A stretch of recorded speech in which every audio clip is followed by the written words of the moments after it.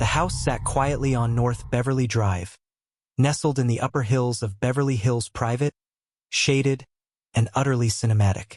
It was a handsome Spanish-style villa with a red tile roof, ivy-cloaked walls, and views that spilled across the Los Angeles basin like a promise. It had once belonged to Rock Hudson, the silver-screen heartthrob whose charm defined a generation. He had lived there during the 1960s and early 70s, entertaining guests, hosting quiet dinners, and, according to neighbors, sometimes vanishing for weeks at a time. When Hudson passed in 1985, the house passed through several owners before falling into disrepair by the late 2010s.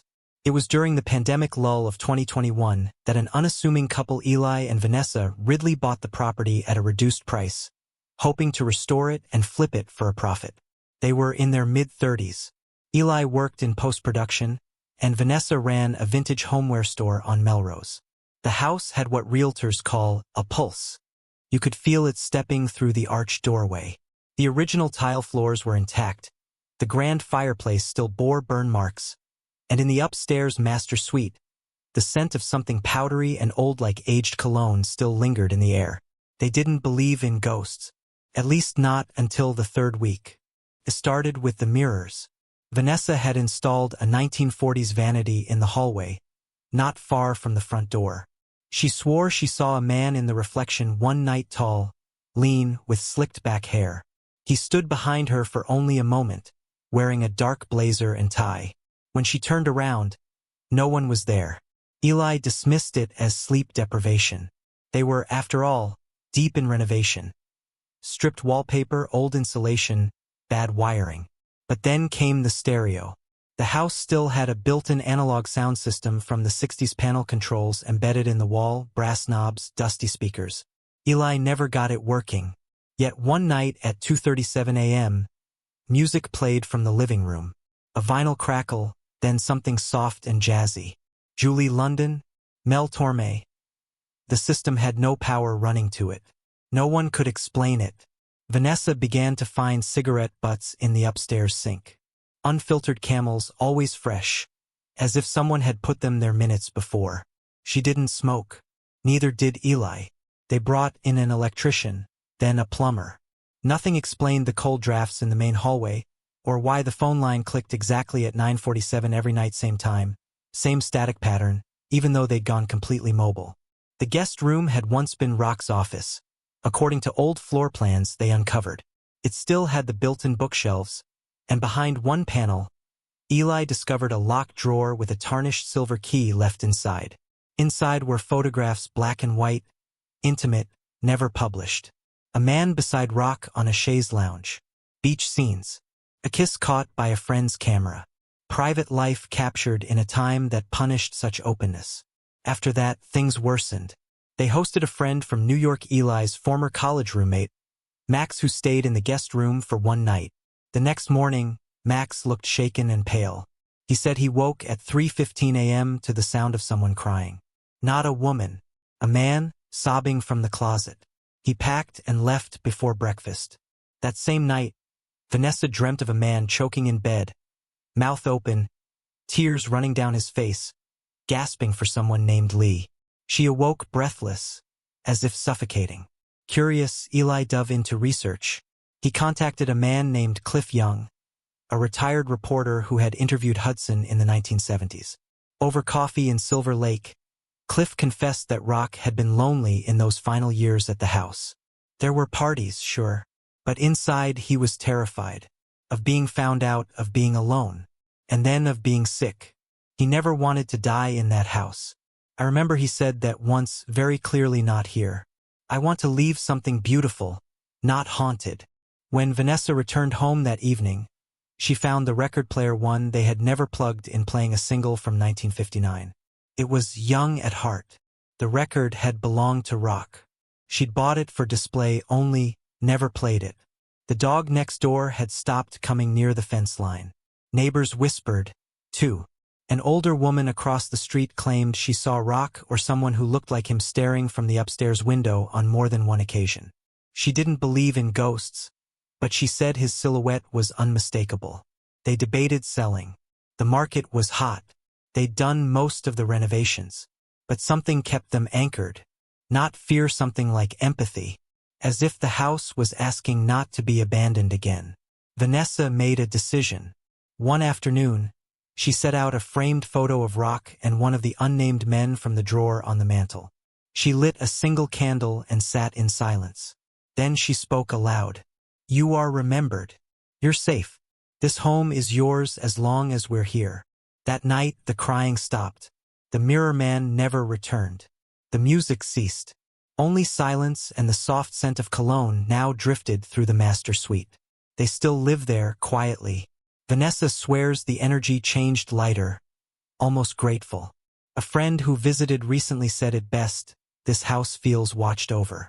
Not haunted, just watched." And on some evenings around dusk, when the light catches just right on the old tile and the air smells faintly of tobacco and leather, they say it almost feels like he's still there. Not trapped, just home. Don't forget to subscribe and like if you liked this story. Spring in Beverly Hills is more subtle than most places, less a season, more a change in mood. The jacarandas bloomed in bursts of lavender, spilling petals onto the brick driveway. Warm winds swept in from the canyon. And inside the house on North Beverly Drive, something like peace had taken root. Vanessa moved through the halls barefoot most mornings, carrying her coffee slowly, deliberately. The renovations were finally complete. Polished mahogany gleamed beneath vintage chandeliers. The Spanish tile had been cleaned and regrouted, the blue and white patterns now catching the sunlight like waves breaking across a porcelain sea. In the den, Eli had restored a rusted fireplace insert with antique fittings, and now every evening it offered a low, golden flicker, more for presence than heat. Still, even in peace, the house remained alert. Awake. There were no more crying sounds. No more phantom footsteps. But things had not gone entirely silent. There were gentle disturbances. A lamp turned off in the middle of dinner. A single cigarette butt, once every few weeks, appearing in the same porcelain dish Vanessa kept on her nightstand. Always clean, always fresh, never warm. They had accepted these small things, like living with an old roommate who mostly kept to himself. And sometimes at night, when Eli worked late in the converted sunroom, he would catch a trace of something in the corner of his eye, a tall shadow moving through the hallway behind the frosted glass door. Not threatening, not even curious, just passing through like it had somewhere to be. It was around this time that Vanessa began to dream in a way she hadn't since childhood. Rich, textured dreams, often without people. Instead, she saw poems. Rooms that no longer existed. One night she dreamt of the living room as it looked in 1962. An Eames lounger sat beneath the window, a velvet blazer draped casually over one arm. The fireplace mantel lined with matchbooks from the Coconut Grove and the Chateau Marmont. A bottle of bourbon, half-finished, next to a short stack of magazines. She had never seen photos of this layout.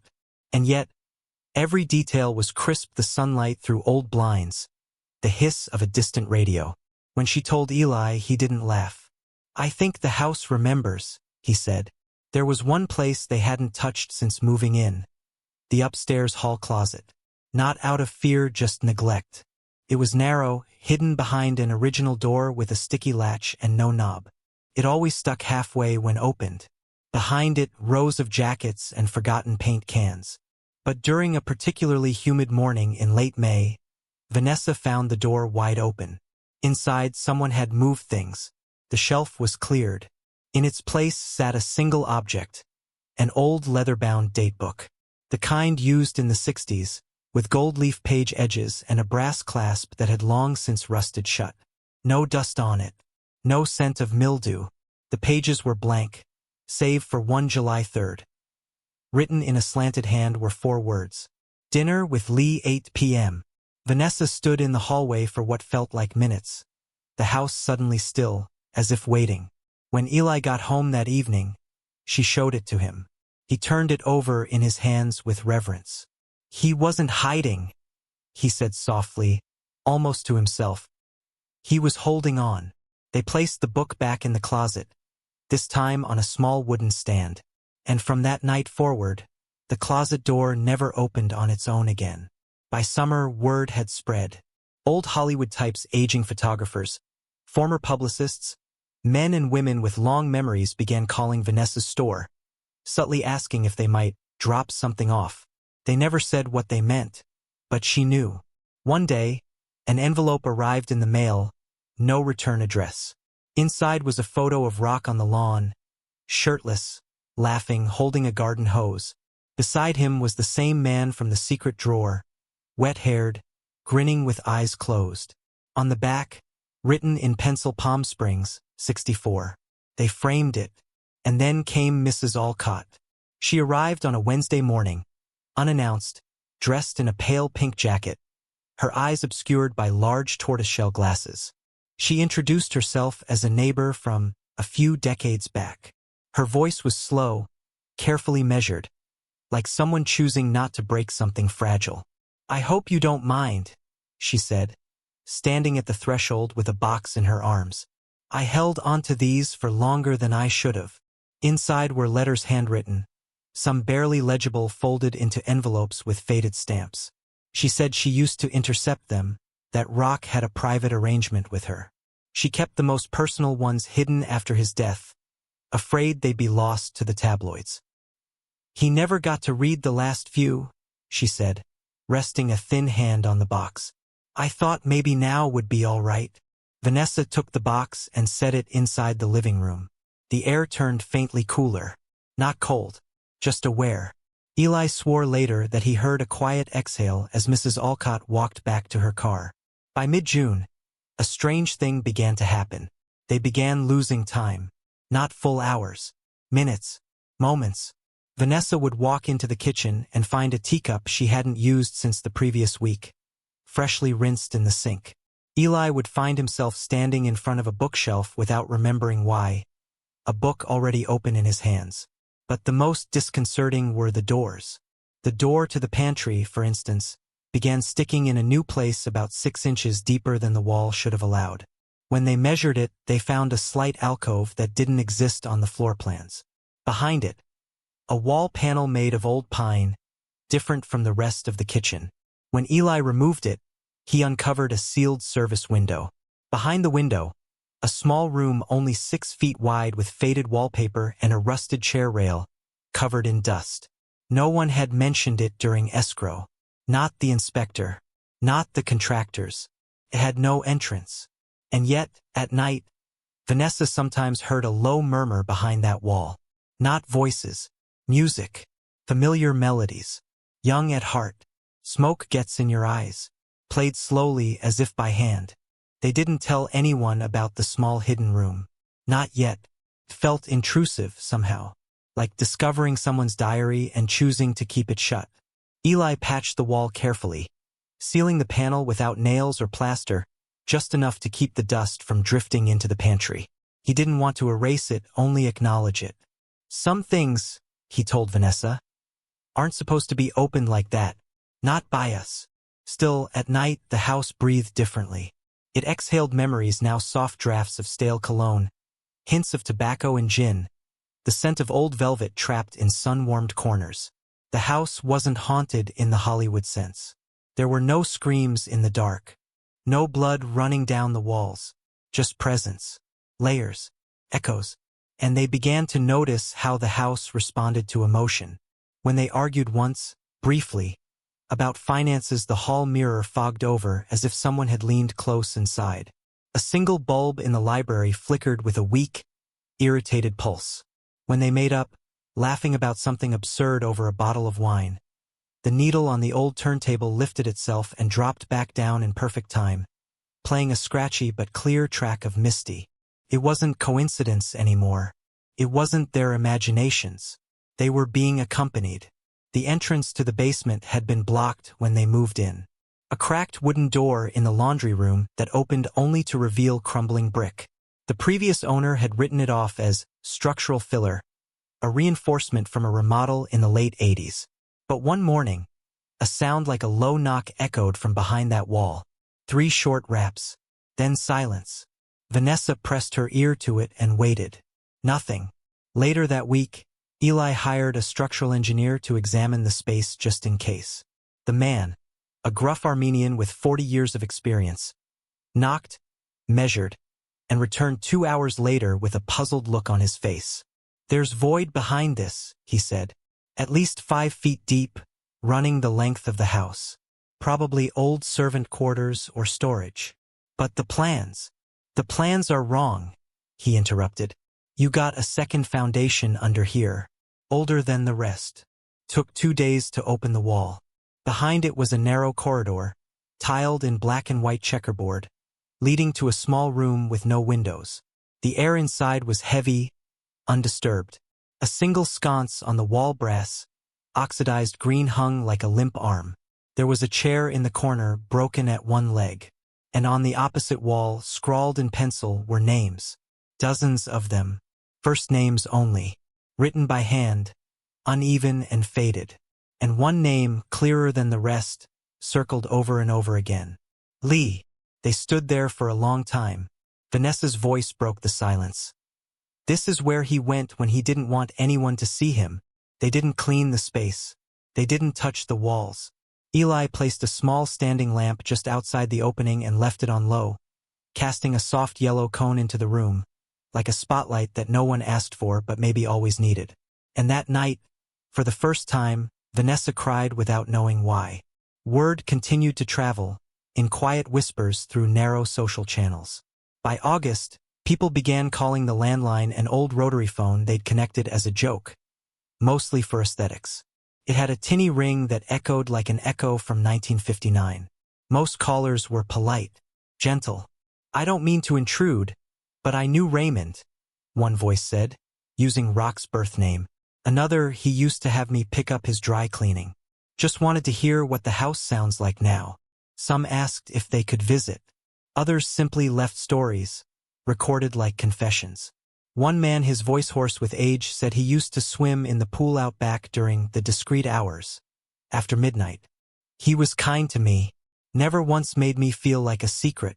Another woman mailed a napkin, just a linen napkin, monogrammed with the initials RH, and a short note that read, "I stole this. I'm sorry. It's time it came home." They began keeping a box of these items, letters, artifacts, photographs, recordings, not in storage but in a cabinet near the living room. On quiet evenings, Vanessa would open it and sit cross-legged on the floor, sorting them like old postcards from another lifetime. Sometimes the needle on the record player lifted all on its own. In early September, something changed. It started with the walls in the upstairs office, the former guest room where Max had once heard the closet cries. The paint began to peel in one corner. Not dramatically, just a slow bubble like something underneath pressing out. Eli decided to strip it back. What he found underneath was unexpected. Deep red wallpaper, brittle with age, printed with a swirling floral pattern, old enough to predate Rock's time. He removed a section gently, exposing something even stranger. A hand-painted signature across the wall slats, partially obscured by glue. R.K. Hudson, 1963. It wasn't a construction note, not a contractor's scrawl. It looked like a message, a mark, a memory perhaps of a time when the house felt like his entirely. They left it uncovered. And ever since, when the sunlight strikes that red wall in the late afternoon, it glows faintly like embers beneath water. Sometimes Vanessa would sit on the edge of the bed in that room, watching the light move across the signature. Sometimes she'd whisper to it, and once, only once, as she stood to leave, she felt someone kiss her forehead, not lips, not skin, just the faintest pressure, warm and kind, right above her brow. She didn't scream. She simply turned off the light and said, "Good night." Fall came quietly. The jacaranda petals gave way to crisp, dry leaves. The Beverly Hills sun softened, and the house felt heavier, not sad, just full. Full of what had come and gone. Full of what had been remembered.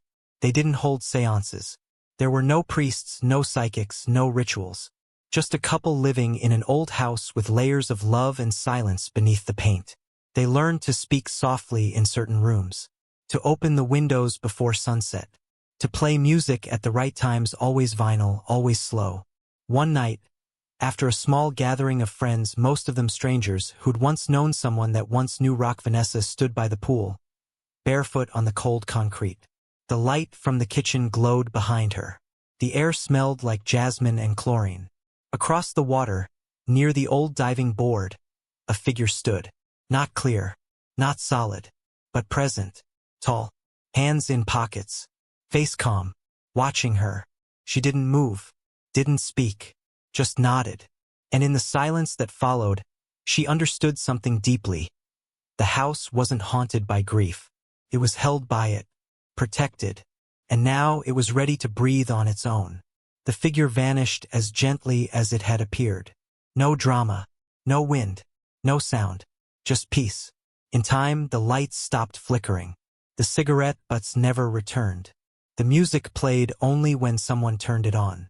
They kept the red wall, the secret closet, the names on the basement wall. But the presence, whatever it had been, was no longer lingering. It had finally let go. And so had they. Don't forget to subscribe and like if you liked this story.